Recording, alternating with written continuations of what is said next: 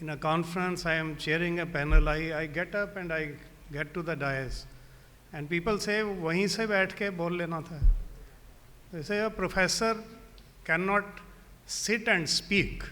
A professor has to stand up. A professor has to throw her or his arms and speak, and then only I can make sense. By sitting there, of course, I'll be sitting there, and let me set the stage for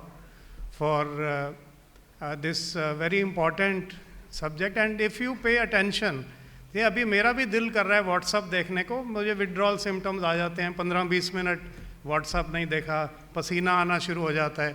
तो I am sure कि आपको भी withdrawal symptoms होंगे. थोड़ी देर please be attentive. This is an extremely important. All the 4 topics are very, very important. All the 4 themes are very important. And I would say that it's a great opportunity for each one of us. We will also be learning from each one of you, and you will also be learning.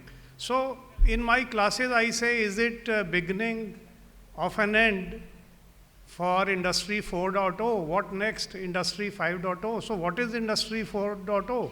We say smart technologies, and shift from smart technologies to intelligent technologies. What is a smart technology? आप coding करते हैं, you make an enterprise software. It is no different from a switch. Switch को on कर दिया, light जल गई, switch को off कर दिया, light बंद हो गई. The enterprise software will continue to behave in a same manner thousands and thousands of times because it has no brain. हमारे टीचर्स क्या कहते हैं? दिमाग लगाओ. अब वो एंटरप्राइज सॉफ्टवेयर है तो दिमाग है ही नहीं, उसमें सिर्फ सॉफ्टवेयर है. दिमाग किस में है? दिमाग है आर्टिफिशियल न्यूरल नेटवर्क्स में, जो software which has a capability to learn. And here we will in today's session talk about various verticals of AI. We talk of discriminative AI, जो label data which can differentiate between the objects, which can differentiate. I teach all 3, the generative as well as agentic, and I say that even your each profile also is a labeled data, and machine learning can help you discriminate between the profiles in context of talent acquisition. Then we will talk about generative AI. These are generative pre-trained transformers. You can yourself learn prompt engineering. And then the agentic AI. Now the point is that we are now started talking in 2025 about intelligent technologies, Industry 5.0. So when was this artificial neuron? We have 86 billion neurons in our brain. तो उसी को replicate करके scientists have made an artificial neuron. What do you think? When did we start research? And of course, we'll discuss more in Q&A session. It was in Industry 3.0 stage in 1956, artificial neuron was born. So it is not something recent. It is 70 years old. So the scientists and engineers and management professionals have been working on artificial neurons and artificial neural networks. Now is that the technology has come to it has fructified, and it can be used in business, it can be used in administration, it can be used in higher education, it can be used in K-12 education. So what is adoption all about? Because this panel discussion, and before I start, and I'll go there and the rest of the proceedings I'll conduct only from my chair. What are the adoption opportunities? What enables adoption? What are the barriers? So I have been fortunate that I did my PhD from IIM Indore on artificial intelligence adoption in extended human resource ecosystem. So I have studied what are the enablers, what are the barriers, what are the benefits, what are the challenges, what are the ethical issues. And 3 of my papers have been published in global journals in last 1 year. The first paper was on adoption. That is what we are going to discuss today. What enables adoption? So that is the first set of questions I will have for panelists. Now, there are various enablers, and here I would like to say that it is very, very important that we first look at the roadmap. We first look at jana kis taraf hai. We don't look at the speed, because usually the tendency in adoption is to just jump into the processes. Just take up this process, sales analytics process le lete hain. Isko AI, do not look at the processes, first look at the strategy, and that strategy encompasses adoption of machine learning, adoption of generative AI, as well as adoption of agentic AI. Okay, so there are various factors which help in adoption of artificial intelligence in business ecosystems. At the same point in time, there are barriers and challenges. These barriers impede, or there are risks, there are challenges. One of my paper got accepted last month, that AI is a mixed bag. Why it's a mixed bag? It has benefits, but at the same point in time, if we are not careful, then there are various risks involved. And then we will also talk about the ethical issues. So these are the three themes around which our panel will discuss. So I think we can start with Monika ma'am. You are ready, Monika ma'am? So you can take the mic. I'll come there. I'll just put a question for you, and then I'll shift there, and then we can. What do you think? So here we can, when we talk of adoption, we can discuss on any three aspects. One is the technology part, right? We can talk about models, algorithms, GPTs. We can talk about agents. We can talk about machine learning algorithms. We can talk about deep learning. One is the technology part. The second is the functional part, the skills part. अगर skill नहीं है, तो अगर मेरे घर में बहुत बढ़िया पोर्शे खड़ी है, मुझे चलानी नहीं आती, तो उसका क्या फ़ायदा? और the third part is the behavioral part. So I have very intensively studied human behavior and AI, because eventually it is a collaboration between human behavior and artificial intelligence which is going to create the value. AI alone cannot create a value. It is the human behavior, harmonious collaboration of AI with human behavior or with humans, that is going to create value. So my first question, and Professor Monika can answer in whichever way, out of the three areas, the technology, the functional skilling or the upskilling or the digital skills, and the third part is behavior, which one of you will pick up as one of the key adopters of artificial intelligence in organizations? First of all, thank you so much, sir, for giving me this opportunity. And a very warm welcome to all present here. And I can't start the session without thanking one of my mentor, Aarti Noor ma'am, because of whom I got this opportunity to be present here in front of you and share my thoughts on this very important topic. Sir, all three aspects which you talked about, technology, skills, and behavior, I personally feel are very important and close to my heart as an academician, because I lived with academics since last more than 30 years and still learning and unlearning, and try to beat Gen Z sitting in front of me, and not try to beat, but also to, correlate and integrate with what is their thought process and mindset on this aspect. So I would probably be throwing some light on one of the very important report that I've gone through day before yesterday while preparing for today's panel discussion. I have gone through a recent report which is really very powerful and informative and very useful to each and every student, specifically the students sitting over here in this gathering. So the report is being it was launched by Digital Education Council in collaboration with GFNT, that is Global FinTech and Technology Networking. The report talks about what employers of today think about workplace of 2025. This is very important, specifically the students who are passing out in the year 2025, right? So the report talks about that The title of the report is more aligned to workplace, AI in the workplace 2025. So I was getting very interesting inputs from this particular report, which is actually a perspective of more than 100 employers across the world. And they're representing almost 5 million of workforce and 29 countries in total and 18 sectorial representations. So you can make out the authenticity and reliability of this report is very, very high, which I actually found. You know, the outcome of the report says, I would like to read the statistics for you because this is very important for students specifically sitting over here. The report says that graduates entering today's workforce are expected to be AI literate, adaptable, and able to think critically in the ways that complement and enhance the machine intelligence. So you can make out how important it is for today's corporates and industries when it comes to skill sets.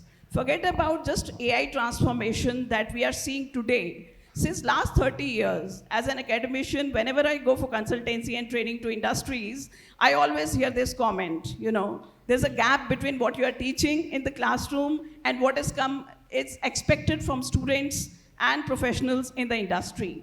And now I think the bubble is becoming multifold because with the intervention of AI, the gap is going to be more increased. So that's why the upskilling and reskilling is very important.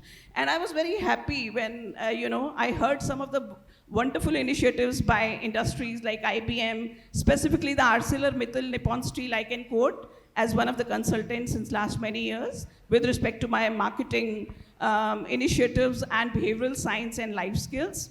I saw that they came up with the work integrated programs. Right? So they wanted that whichever the professionals they are sponsoring for MBAs with BITS Pilani and other leading universities of the country, they should not go there for their practicals and simulation-based projects. They should actually do the living experiments within the premises of ArcelorMittal so that they should have hands-on exposure to what they are going to actually apply in the industry, not in an artificial setup like industry incubations or industry simulation-based kind of setup. So I believe that that skill set is very important, sir, which has to be looked into. So we'll continue what Dr. Monika has very brilliantly, she has articulated, and I said technology, the functional part, the skills part, and the behavior part. So she has focused on the skills part. Unless you upskill, unless you know how to use the discriminative AI or the GPTs or the agentic AI, it is, so the skilling is one of the very, very critical elements. And in one of the CII conferences, I said we have Ministry of Electronics and Information Technology.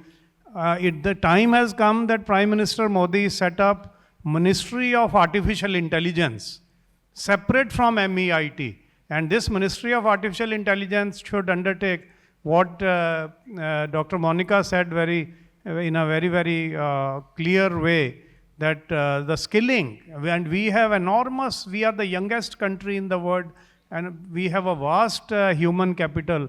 That human capital has to be trained on AI. So I move to my fellow panelist, engineer Ashish Dogra. And Ashish, like Professor Monika has focused on the skilling part, and we still have the other two pillars. One is the technology per se, because technology has to be developed, only then the skills come into the play. And the third part is behavior. So you can either speak on, as an adopter, either on technology or the human behavior. Choice is yours, over to you. Thank you, sir, thank you. So I would rather say that for adoption, what are the biggest promoters of adoption right now? So if you see in 2000s, there was this internet boom, which happened, where we saw that a lot of companies were being formed. A new technology was in place, internet was coming up. So a lot of people tried building a lot of stuff around it. So what they did was they had HTTP. So they tried building websites.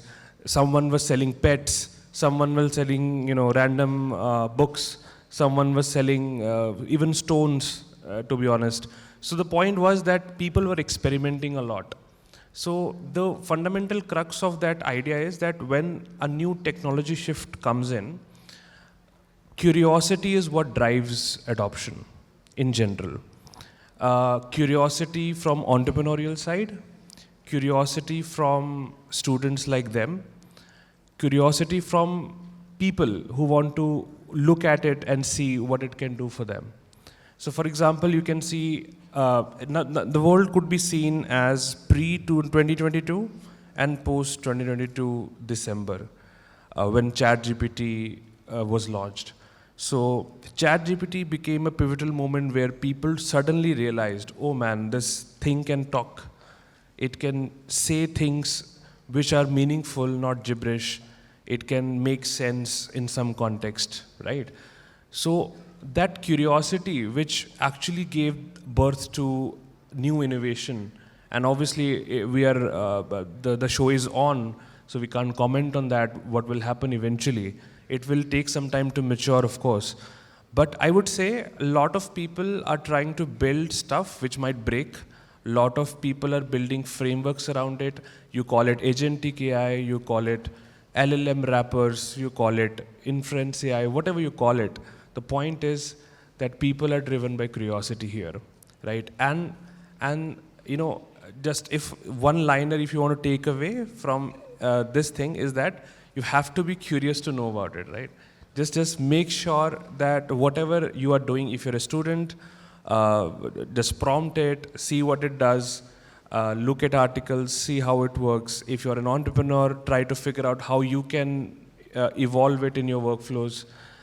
From the business perspective, I would say a lot of people are also trying to figure out, even in every boardrooms I've seen, people are asking this question, okay, what is our AI strategy?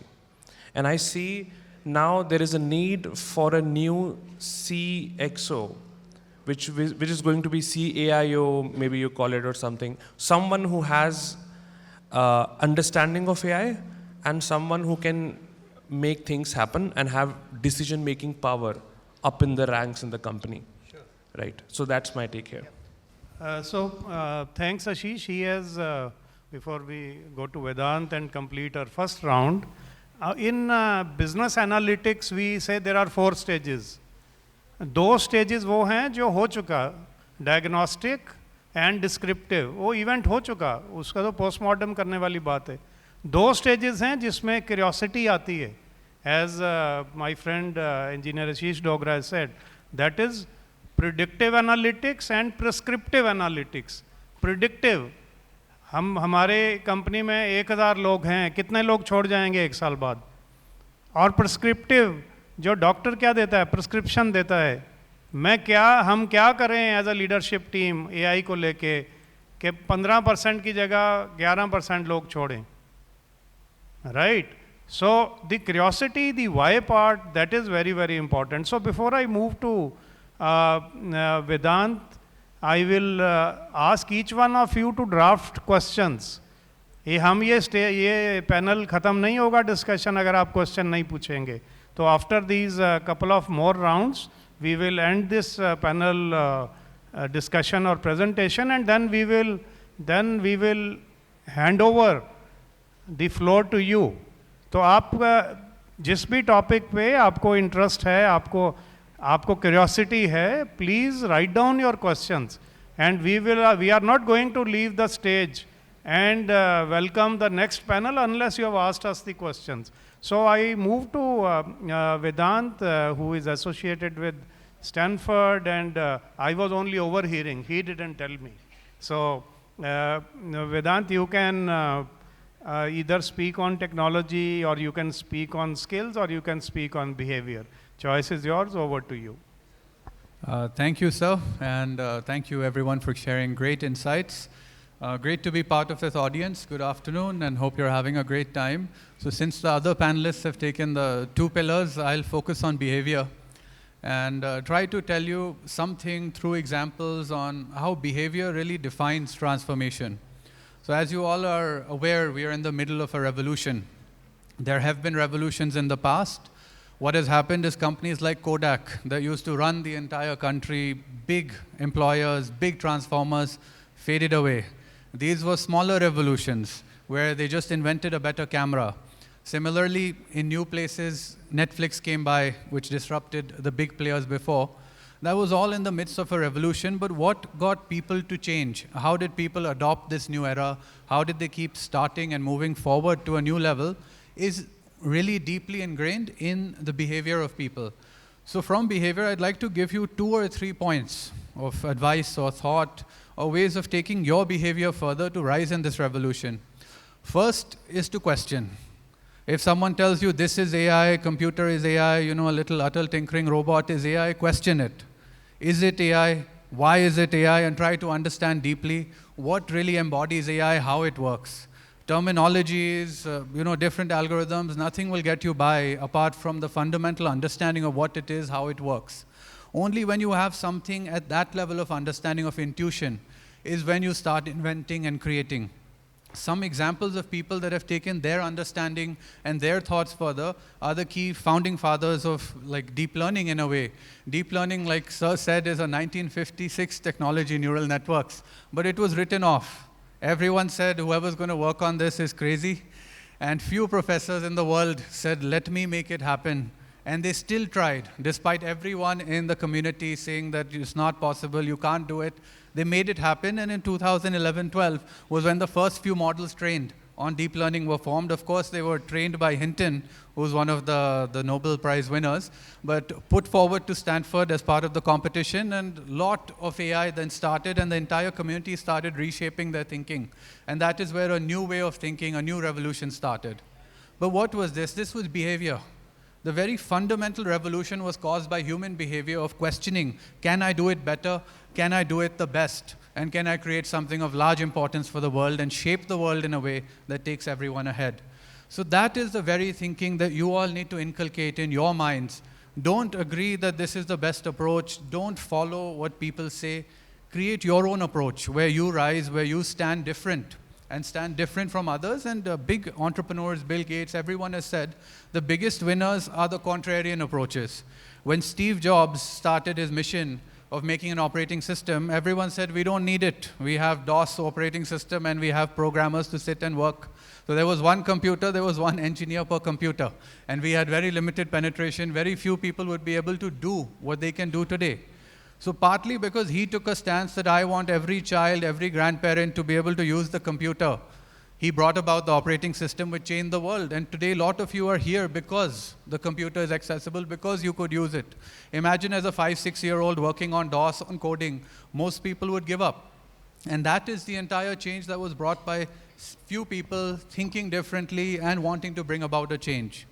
Now, where we are today is an opportunity for India, not just for yourself, but for India to rise, because the revolution opens many doors. And many doors are left so open that even Microsoft, Google, and the big IBMs are now really thinking how to protect their leadership globally. AI has given way for OpenAI. We could never imagine that an Indian entrepreneur, Arvind Srinivas, is leading the world, creating a company, but he's done it in US. And there are a lot of ways you all today can also become leading entrepreneurs, but the main idea, the main ability is to question and make something better, simpler, as easy, so that majority of people can rise with you, can adopt with you, and can change and transform. So an example of a task that was given to us while we came back to India, I know Sir didn't give much of an introduction, but we've done great work in US, been associated with one of the foremost labs in Stanford, the Stanford AI Lab. I worked with Dr. Andrew Ng in research and teaching. So done a lot of work for the US, contributed to Obama. We built technologies that became unicorns, but we came to India with a vision and a mission, which again talks about human behavior, of how we can make India rise in this revolution and make India compete globally as a leader, not as a consumer of technologies. So where we started was, how do we break this entire status quo where, US creates, China makes, India uses, and make it to a level that India can create, India can hold the big leadership in technology, the IP. And to start that off, we visited a lot of rural areas in Baramati, like we had worked, and a lot of other places across the country, states. And we started off with a proof of concept, a pilot at Mayo College. And like I gave you the Steve Jobs example, there was one leader there that said, we want the best AI lab in the world. We want our students to be able to create the next Microsoft and Google. Mr. Kapuria, part of the board there, and he brought us in that how can we redesign everything. So there were many options that we had, put up a Microsoft operating system, put Office, put this and say we've done AI, or follow others, put an Atal Tinkering Lab and say we've got AI. Well, we chose to have a different approach. We chose to follow Steve Jobs and make it so simple that an operating system needed to be created so school students could build production level models. So school students there with our entire startup started changing the world. They were able to build their own models for AI teachers, a history teacher of his own. A school student in 5th grade was not happy with his learning.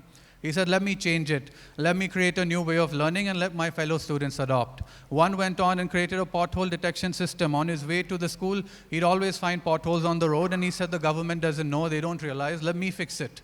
So they started fixing it, and this, what I'm telling you, is the start of a revolution. When everyone is involved in changing the world for the better, when 1.4 billion people in India start competing with the United States, there is no one that can hold us back, there's no one that can slow us down, and India will rise. And for that entire transformation was our goal. We left the seed at Mayo, and what happened 1 year down the line was a Stanford dean came by, he interacted with the kids, said, let's bring our alumni projects here. This is where innovation starts. So what was unique in the kids was their creativity was being able to be put to use by using AI and solving problems they see in daily life. And that is the very skill that you need. That is the very behavior that you need, that to question, why is it that I have to do this? Why is it that this has to happen? Let's make it a better and newer way, and this innovation is what will take you to new heights and new methods and new areas where you'll be able to challenge status quo, rise above and create a new level of perception. Yep. So this model, like I tell you, has been accepted now. We presented it in many countries, and the United States is setting up this model. So for the first time in education now, after many years, India is changing the entire wave. The education comes from the West to India. It's coming from India and going to the West in the United States. So that is something we did, but just because we questioned. How can we do it better? How can we do it the best? And how can we help a country rise and solve the dreams of many people in this time? Sure, Thank you. Sure. Thanks, Vedant. So we complete one round of the adopters, enablers of AI adoption. I hope you are jotting down the questions, because we are going to have a last round on challenges and ethical issues of adopting AI in businesses. And during this round, you can all keep noting down your questions, because we are not going to leave this place unless you have asked us few questions. Now, as I move on to challenges or risks and ethical issues because AI is a mixed bag, and my paper will, in a global journal, will be out next month. Everything, the proofreading has happened, so it should be out where it very clearly states various factors also, why it is a mixed bag. Another thing I will encourage all of you, there is a theory which myself and my fellow IM professor, we have challenged that theory, and in our research, we have added on to this theory. This theory is a unified theory of AI acceptance and then use. See, first the technology has to be accepted in an organization. Only then you can use. So this is a theory of Venkatesh, 2016. Venkatesh and his fellow authors have been writing, and they have been modifying their theory, and the last they left the theory was 2016. So in 2023 we have challenged, and this has been published. We have added more layers of the enablers as well as the barriers. So now I turn the attention to barriers. क्या नुकसान है AI के? सब फायदे ही नहीं है. हर चीज़ जो भगवान ने बनाई है या साइंटिस्ट ने बनाई है, उसके there are benefits, there are challenges or risks also, and we have to be wary of the risks.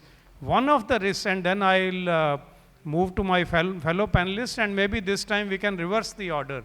Vedant can start, and then Ashish, and then Monika ma'am. We say one of the risks is that the moment you say in the organization, let's say आपके recruitment में 20 लोग काम कर रहे हैं, 1500 लोगों की company है, आप बोलते हैं हम अब मशीन लर्निंग एल्गोरिदम लेके आ रहे हैं रिक्रूटमेंट में, सबका ब्लड प्रेशर बढ़ जाएगा 20 लोगों का कि मेरी जॉब गई. So AI-induced anxiety, we have done a lot of research on this barrier, AI-induced anxiety. I remember Kaminder and I were together in 80s, and we used to go to the same bank जहाँ पे हमारी salary जाती थी.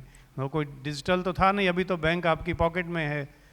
और वहाँ पे when it was announced that computerization is starting, तो सभी वहाँ पे बैंक में बोलते थे हमारी जॉब गई.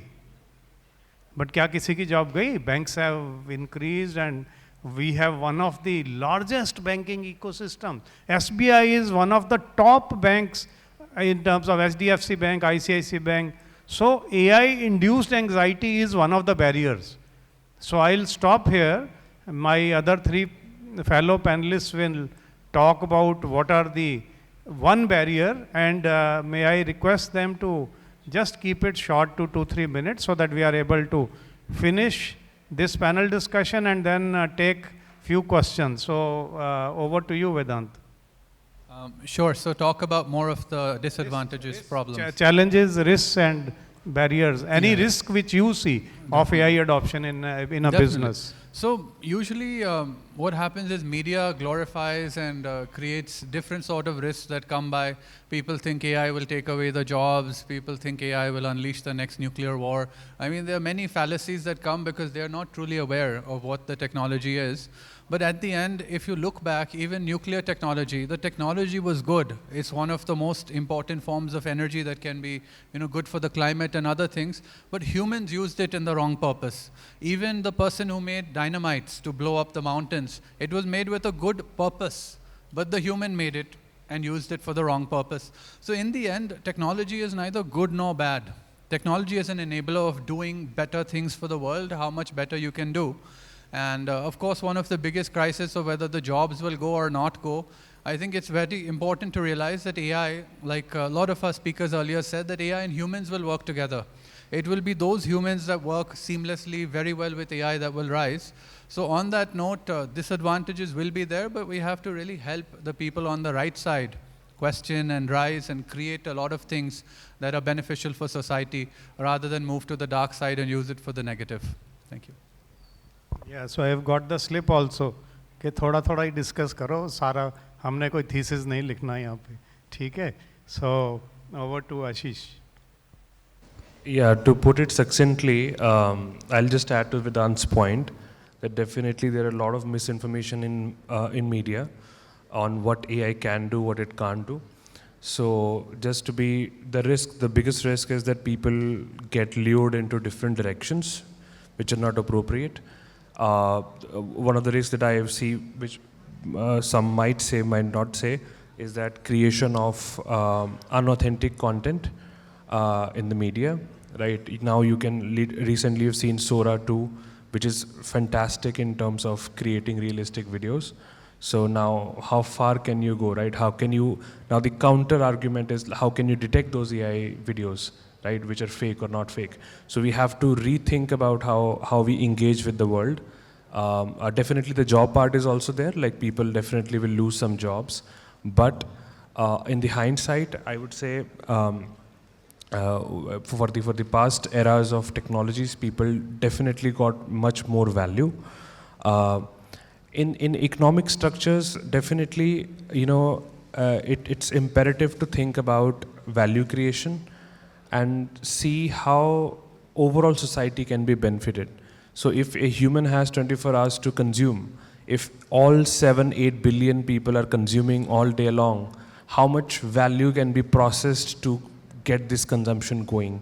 That's the economic engine that's running right now. So right now, if I would say that only 1 or 2 billion people are consuming, there is a potential of 4 or 5 more billion people potentially consuming. So with AI, we'll be more, we'll be enabled to do that consumption possible. So yeah. So the last contribution from Professor Monika, and after this our panel discussion will be over. And please be ready with your questions. Yes, over to you. Yes, sir. So, sir, I see that our own mindset is becoming a biggest barrier.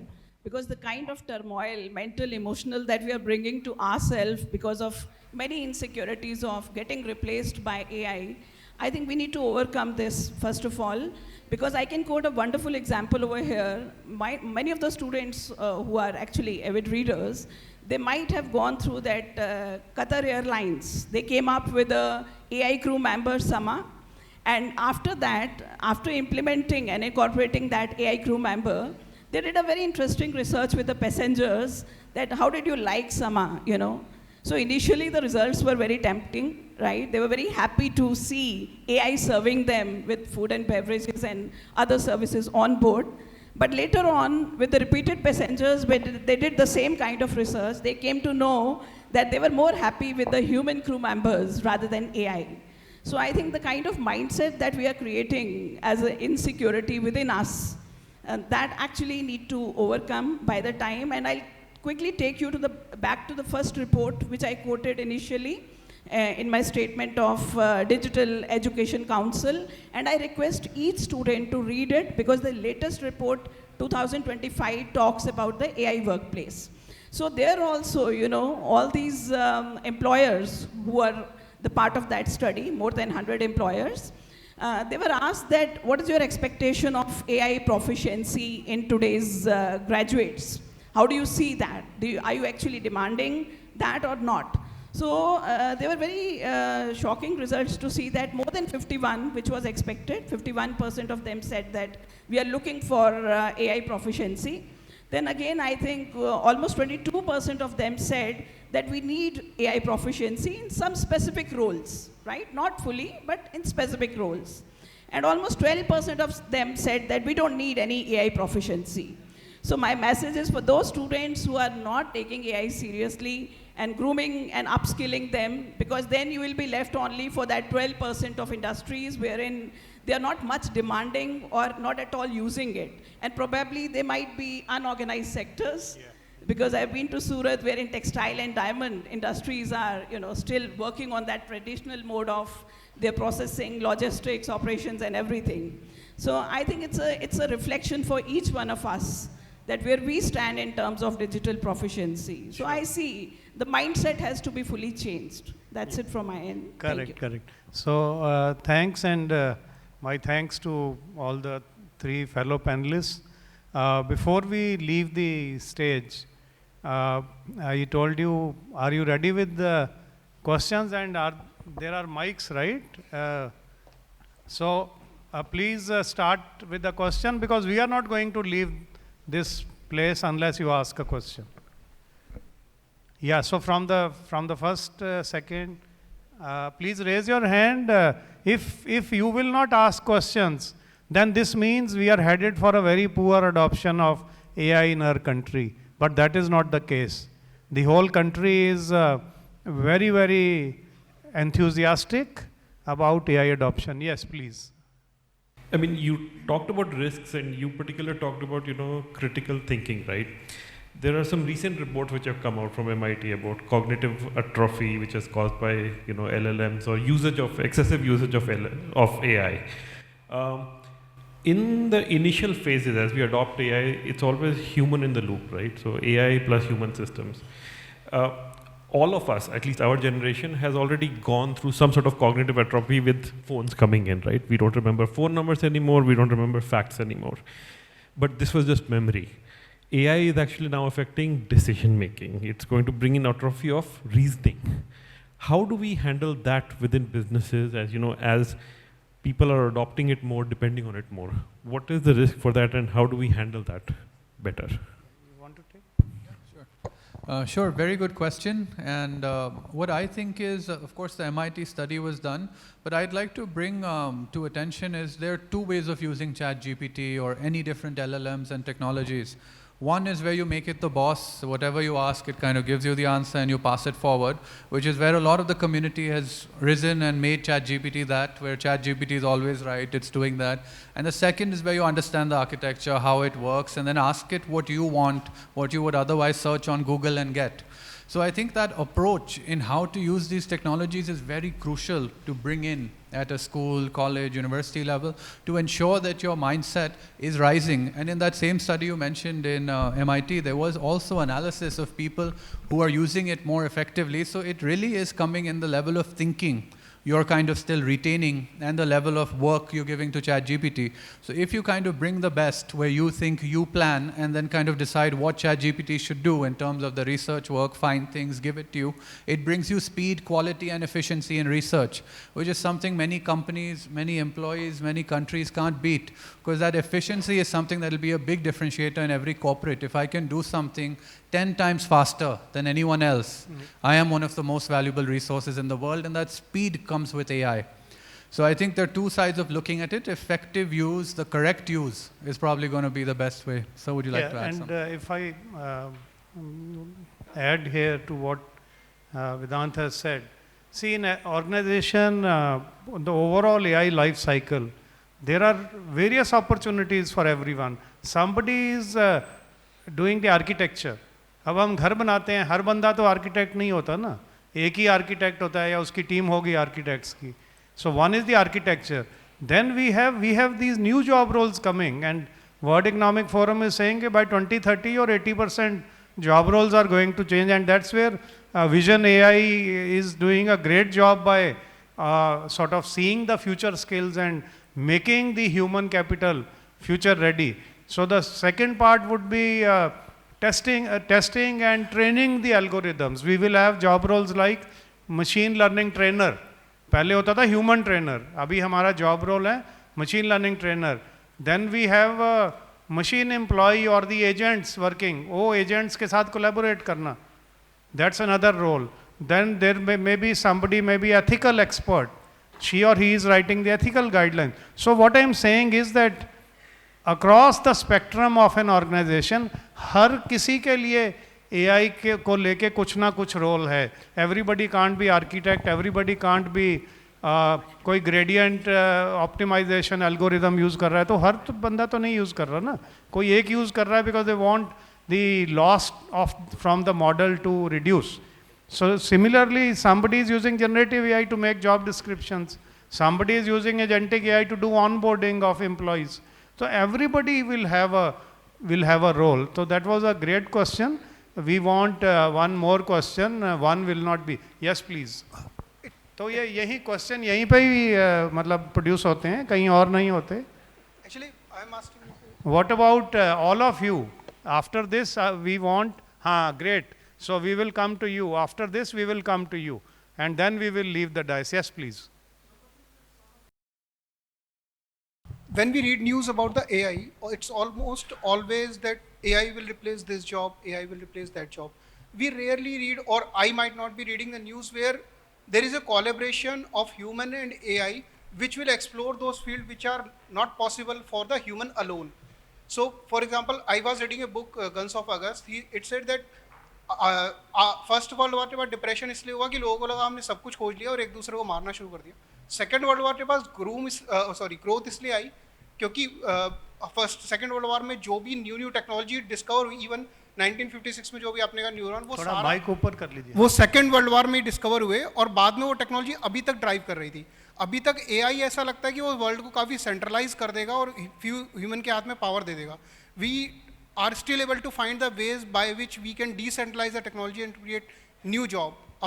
If we make the world more centralized, it will compress the economy and maybe push the world for war or something like it's doing currently. So are we exploring those technologies which will decentralize the AI and provide the, I would say, the boom to the economy instead of, I would say, the compressing the economy? I'm not able to find that. Good question. Anyone want to take it? Yeah. Let me take a jab at it. So जैसे आपने बोला कि नई technology आती है तो उस technology के साथ एक पीरियड आता है 20-30 साल का जहाँ पे वो टेक्नोलॉजी इवॉल्व होती है एंड फिर प्रोडक्टिविटी गेन होता है. सिमिलरली इसके साथ भी ऐसा ही होने वाला है. नई टेक्नोलॉजी जस्ट अभी आई है, इफ़ नॉट आई है तो एटलीस्ट अभी हमने उसको देखा है properly. And with time, you will see a lot of new things developing. For your specific question कि कोई centralization power बनेगी कि नहीं बनेगी, in my opinion नहीं बनेगी. Why? Because a lot of open source mechanisms are going on. Plus, obviously, there is a possibility कि people have more control, haves and have-nots बनेंगे, पर वो हर technology के साथ बनते हैं. Internet के साथ भी haves and have-nots बने, वैसे ही AI के साथ भी बनेंगे. So you will find a merger of technology and social impact parallelly running through to make sure the engine is running backwards as well, so that if the sucking up of economy is going on the higher side, let's say जो अमीर लोग हैं वो और पैसे उठा रहे हैं मार्केट से, so there are reverse engine also running which is like a water pump जो ऊपर से पानी नीचे ऊपर चढ़ाता है और फिर ऊपर से पानी नीचे लेके आता है. My question So, is... just a second. What I want to supplement to what Ashish said, I have been seeing internet जब वो बच्चा था 1990 से 35 साल हो गए. When I started my career in 1995, there was no internet. There was no computer on my table, right? But internet we see as is a very democratic. So everybody has access to internet. Everybody, India has the cheapest data rates and we can access. So similar would be the case with AI. You want to add something? So, in complement to what you just shared, I hope all the students are aware of cobotics. How many of you are aware of cobotics? Raise your hands. I am surprised if you're not raising hand, because everybody knows about Industry 5.0, and that talks about the collaboration of humans with the robotics, and that's how the terminology called cobotics came into picture. And very recently, I think in China, I'm forgetting the country name, my apology, but recently there was an article in which through cobotic surgery, one doctor, physical doctors, along with the robotics, they came up with a very successful heart operation. And I think one of the brain operation also, right? So this is how the collaboration of human intervention along with the robotics is coming up. Absolutely. Right? So that is also. Yeah. So we will take it offline because we have to finish. Last question okay, the last two questions. He's the one who asked. So both of, you and then last one, then we will finish. Yes, please. Hello everyone, my name is Jatin. I am pursuing a BA Hindi Honours from Sri Venkateswara College. My question about is the AI का हम use तो कर रहे हैं. इसको पास रखिए थोड़ा. Okay. हम AI का यूज़ तो कर रहे हैं, मगर ये भी है कि आज के जो यूथ है वो एक क्रिएटिव आइडियाज़ जो उनके अंदर थे वो अब ख़त्म होते जा रहे हैं, क्योंकि लोग थिंकिंग नहीं कर रहे हैं, अब सीधा AI कर रहे हैं. लोग मतलब कि सीधा गूगल पे आते हैं, ChatGPT पे जाके वहाँ पे सीधा AI करते हैं, मगर ये खुद से नहीं सोचते कि उसका हम क्या और भी एक नया आइडिया जो ढूंढना चाहिए हमें. लोग बाग वो ढूंढते नहीं है, बल्कि कि सीधा AI कर रहे हैं, तो फिर लोगों के अंदर की क्रिएटिविटी को खत्म होने का एक चांसेस बनता है. एक वे. Yeah, we've understood your question. You want to take this question? Sure. I'll add a little bit to that perspective, both, so that I'm answering both. But क्या होता है ना, on the दिमाग and thinking side, वो आपके हाथ में होता है. आज भी आपको याद करना है नंबर, आपको कोई रोक नहीं सकता. It's more a human trait, whether you want to become dependent or you want to be independent. तो वो आपको खुद सोच के consciously rise करना पड़ेगा that I'm thinking beyond AI, and AI is helping creativity. Because आपको जो ideas AI से आते हैं, अगर आप उसके beyond सोचो तो आपकी creativity बढ़ती है. काफ़ी लोगों को exposure नहीं होता, they haven't gone to US, they haven't gone to other places, but आप ChatGPT से पूछो, ChatGPT को तो world का exposure है. It knows the knowledge of the best scientists. तो आप पूछ के वो नॉलेज के साथ अपनी क्रिएटिविटी अप्लाई करो तो आप बहुत आगे जाओगे. And sir, just one second, I just want to add something to your question. So one thing I believe is, of course, AI is kind of power converging. There are top 4 companies in the world, Elon Musk, Microsoft, ये जो हो रहा है. But what we believe at Stanford and what people think is, if something is happening, why can't I be the one to change that? Why can't we be the people that make it better, make it more democratic? So that is the work we are doing. We're working with the UN, training a lot of country leaders. We recently trained Korean business leaders and all that. How do they create such enterprises that compete with the world? तो ये हमारे हाथ में होते हैं to create a better world. We are all part of the future of the world, all God's work, and we need to ensure that we all contribute for the betterment and are on the brighter side. So एक बात हमेशा ख्याल रखिए, harmonious AI and human, I put human first, harmonious human AI collaboration. और AI को सिर पे नहीं चढ़ाना, AI को बॉस नहीं बनाना. AI is your peer एक साथ में peer teammate है AI. वो AI is not dictating you what you should think, how you should think. That creativity, as Vedant said, that you are free to think. Or this is a wrong notion that AI will kill creativity. If you use it as a peer, then the relationship, the harmonious relationship, will create lot of business value. Last question. वो हाँ, आप please stand up so that you will get the mic. And in the next, there are 3 more panel discussion. Please ask more questions. यहाँ आने का फ़ायदा तभी है अगर आप questions पूछते हैं, right? So we had अभी एक इतना late response हैं? अच्छा, इसके बाद आपका नंबर अब नहीं और नहीं ले सकते, तो दूसरे पैनल्स ने भी तो डिस्कस करना है. सर मेरा नाम नारायण है और मैं स्टूडेंट थोड़ा ऊंचा बोलिए. हाँ सर, हम जैसे देखते हैं कि हमें हर स्टेज पे एआई की ज़रूरत पड़ती है कहीं ना कहीं, और आजकल हर फील्ड में एआई है ही है. क्या किसी भी संस्थान में लागू करने से, एआई को लागू करने से पहले उसमें एथिकल ट्रेनिंग या एआई एथिक्स पॉलिसी होनी चाहिए? दोबारा रिपीट कीजिए. एआई जैसे हम किसी भी संस्थान में एआई लागू करने से पहले, हाँ ठीक है, समझ गए, उसमें एथिकल ट्रेनिंग या फिर एआई एथिक्स पॉलिसी होनी चाहिए? हाँ, so let me take this.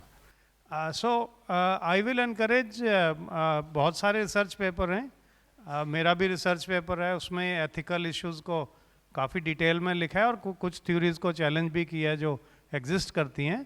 तो डॉक्टर अंतरप्रीत सिंह के नाम पे गूगल स्कॉलर में जाएंगे, आपको सारे पेपर्स मिल जाएंगे.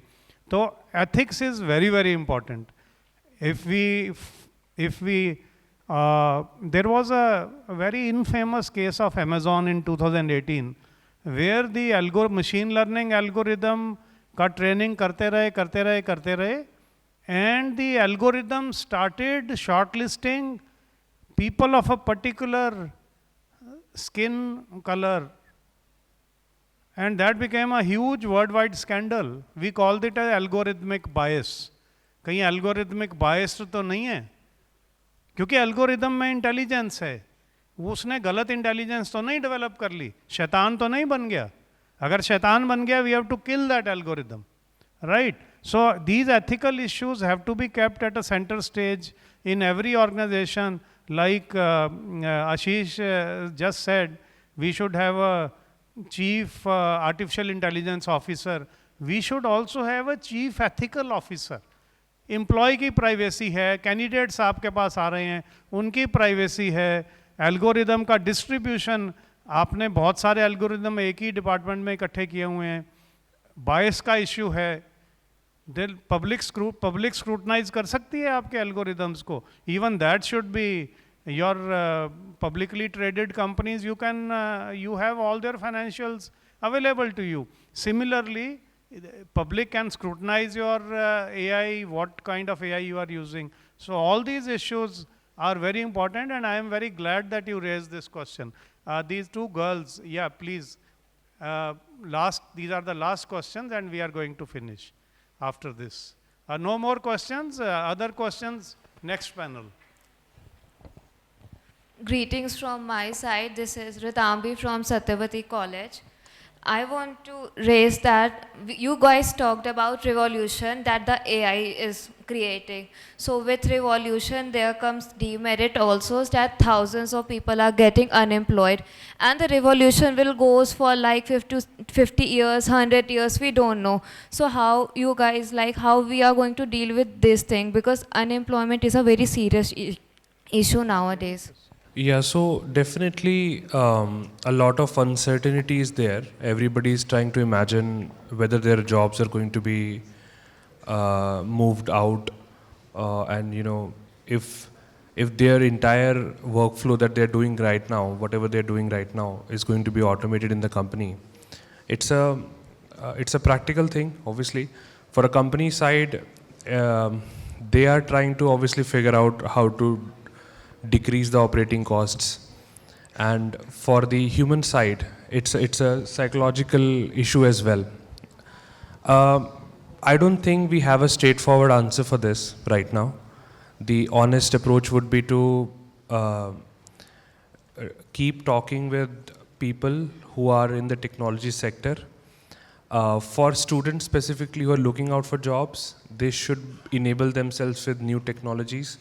They should make sure that they understand it and they are able to pitch themselves as people who are AI plus humans, right? Which is what I call 10x person, right? So that is what's going to be in the future. Like, for example, someone who does not know how to use a web browser is not a valid employee today, right? Similarly, someone who does not understand AI or who does not know how to get facts or data or anything out of AI will not be a valid employee after 10, 15 years. So similarly, I think we should ride the wave as a person who is looking for jobs. For people who are still in the jobs and obviously are not able to capture the real-time news cycles and real-time information that we're gathering, it's tough for them, but I think there are niches where they can improve as well. As to the people have this idea that the entire market is going to shrink, like there will be overall in the world lesser jobs and more people seeking jobs. I don't think that's true in the longer run. It might be true in the shorter run, maybe for a few years, but at the end of it, we'll have more sources of creating value, as I spoke earlier. Yeah, so what we say, the future is, we don't know. I'll just give one example. For example, you see Netflix movies, right? So what if now Sora 2 has come, which is a great video generating tool. Imagine you have a lot of people who have great story ideas, but obviously they don't have resources or means or time to create movies or create short movies, whatever. Imagine a new platform which comes up like Netflix, just for AI content. Yeah. And people are just creatively engaging with it, creating high quality videos, and now new consumption has come in. They will find, for example, YouTube you can see, a lot of people have gotten real employment from YouTube as well. So I would like to add on what you said.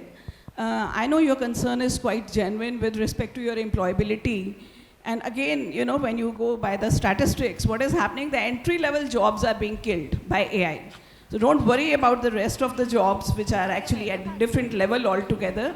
And again, with the national education policy, you got so much of opportunity to come up with the open electives from different departments. For example, it's a beautiful ecosystem which we never experienced at our time, that a student from IT is also studying the dimensions of hospitality or marketing or HR or other streams of knowledge. So I think you can enhance your employability by getting into multidisciplinary aspects of education so that you should not actually be bothered about just one career aspiration or one career option available to you.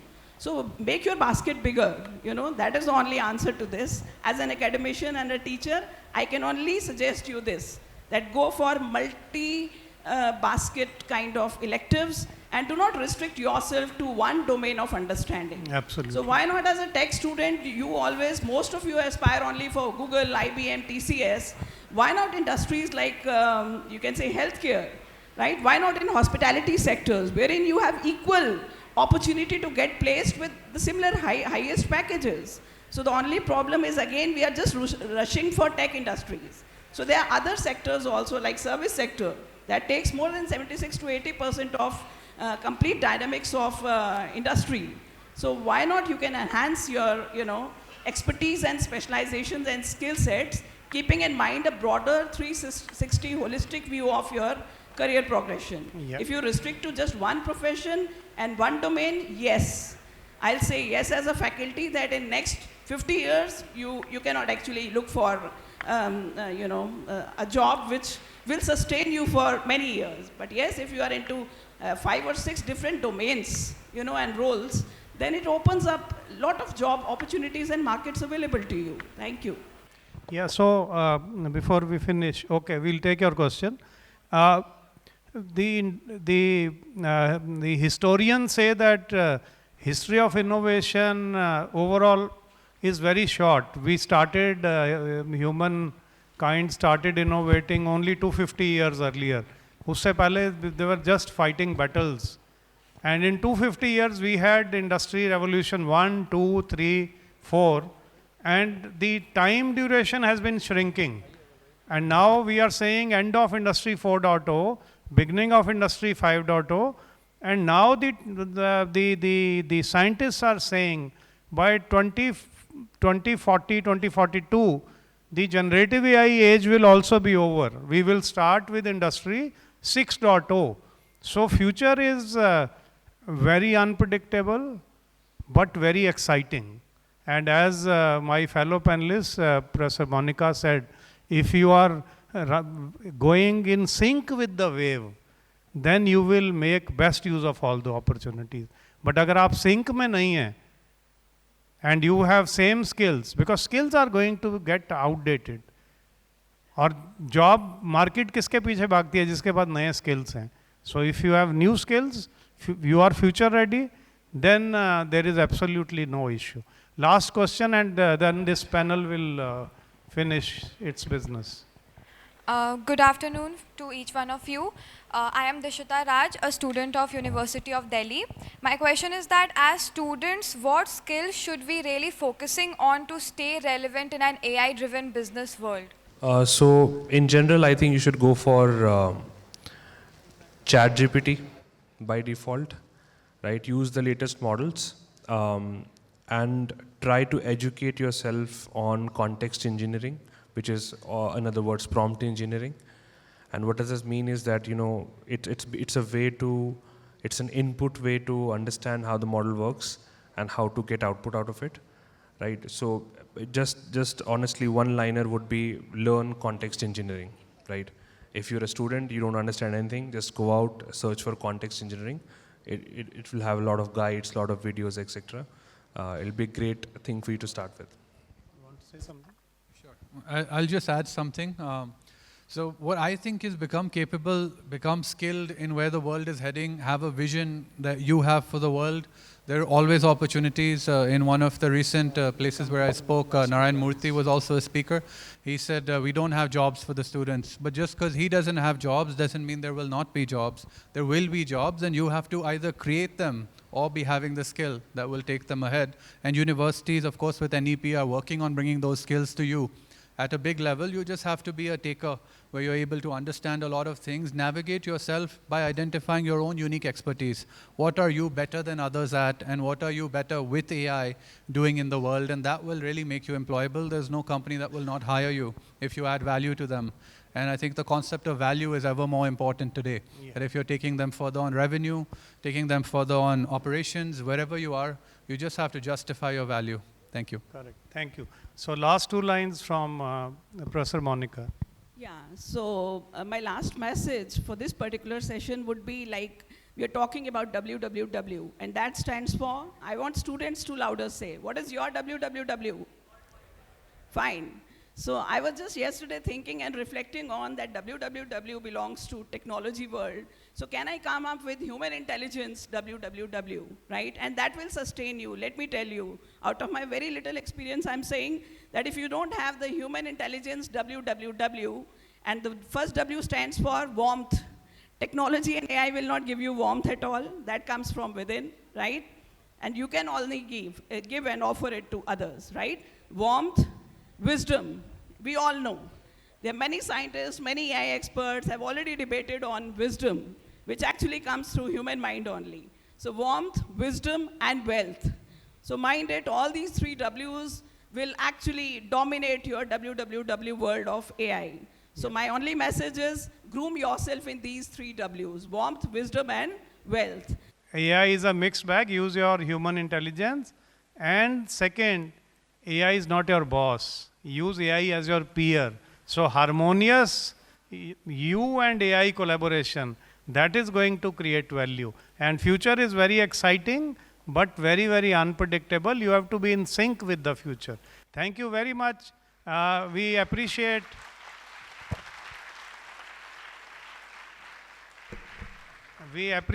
all the questions, and this means that you are really plugged into this discussion. And I'll also like to thank my fellow panelists for very, very lively panel discussion. And also thanks to the hosting team who gave us an opportunity to come here and speak. Thank you very much.